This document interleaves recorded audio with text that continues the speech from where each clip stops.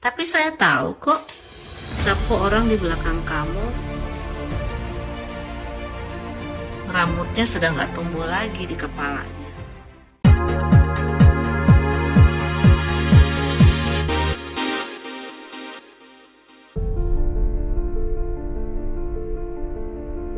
Perseteruan pengacara dukun Firdaus Owobo dengan cucu Kesultanan Bima Ibu Dewi Ratna Muhlisa nampaknya masih bergulir.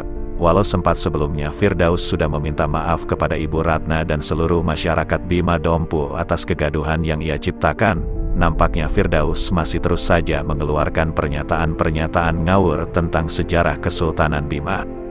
Pernyataannya yang mengatakan sejarah kapal berubah menjadi pulau dibantah keras oleh Ibu Ratna dengan mengatakan dongeng atau legenda itu beda dengan sejarah.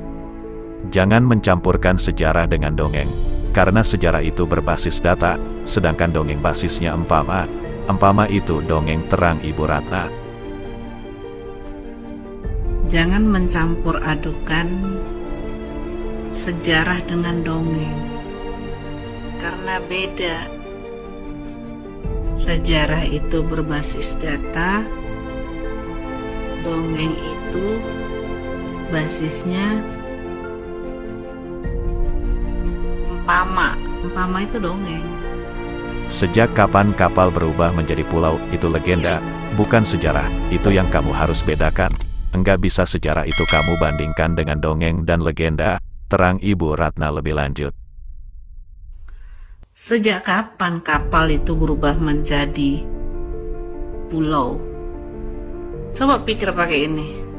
Sejak kapan kapal bisa berubah jadi pulau? Katanya kapal bisa berubah jadi pulau. Itu legenda, bukan sejarah. Itu yang harus kamu bedakan.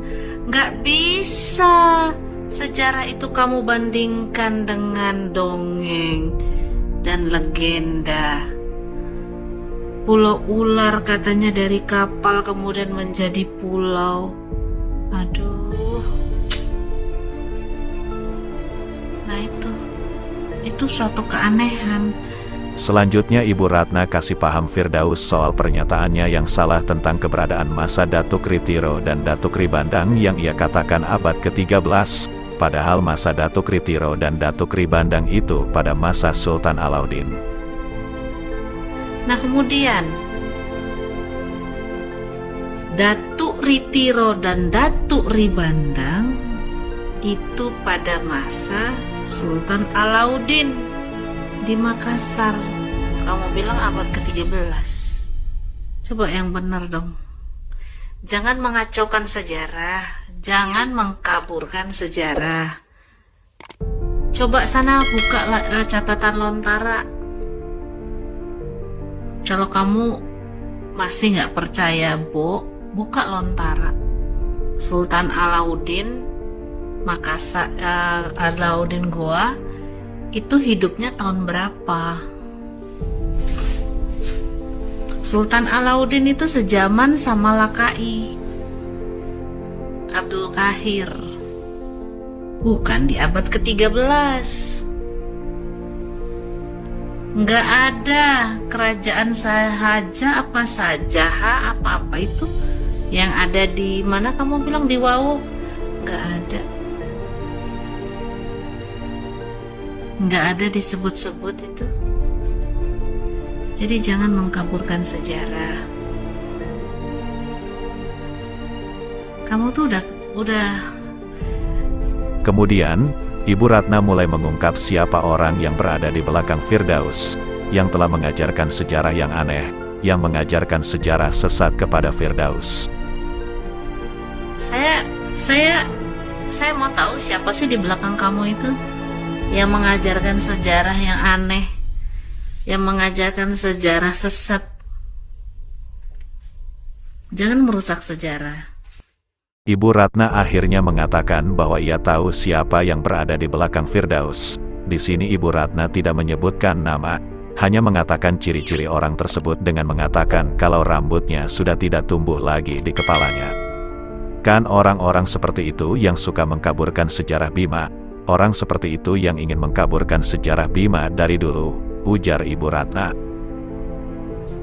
Tapi saya tahu kok siapa orang di belakang kamu. Rambutnya sudah nggak tumbuh lagi di kepalanya. Tahu saya. Kan orang-orang seperti itu yang suka mengkaburkan sejarah Bima. Orang seperti itu yang ingin mengkaburkan sejarah Bima dari dulu. Ibu Ratna juga mengajak Firdaus untuk ketemu nanti jika ia menuntut, karena Ibu Ratna dan keluarga Kesultanan Bima juga akan tuntut Firdaus. Ya nanti kita ketemu saja nanti. Kalau kamu tuntut saya silahkan, nggak masalah.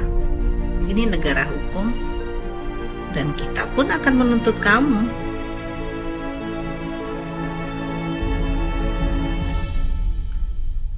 Kami ini lagi sibuk, tidak seperti kamu yang hanya ngoceh-ngoceh aja. Yang bisanya hanya ngoceh-ngoceh aja. Terakhir, Ibu Ratna kembali mengingatkan Firdaus, sejak kapan perahu atau kapal atau apalah bisa berubah menjadi pulau, itu dongeng atau legenda namanya. Makanya bedakan antara legenda dengan sejarah, pungkas beliau. Coba dipikirkan, sejak kapan perahu atau kapal atau apalah bisa berubah jadi pulau? Nah itulah halunya, itu dongeng, itu legenda namanya. Makanya bedakan antara legenda dengan sejarah. Apakah legenda bisa dimasukkan sejarah? Nggak bisa. Legenda pulau ular itu namanya. Belajar lagi ya. Saya sudah bilang, belajar lagi sejarah Bima. Mengenai masuknya Islam di Bima, itu bisa dilihat dari catatan Goa.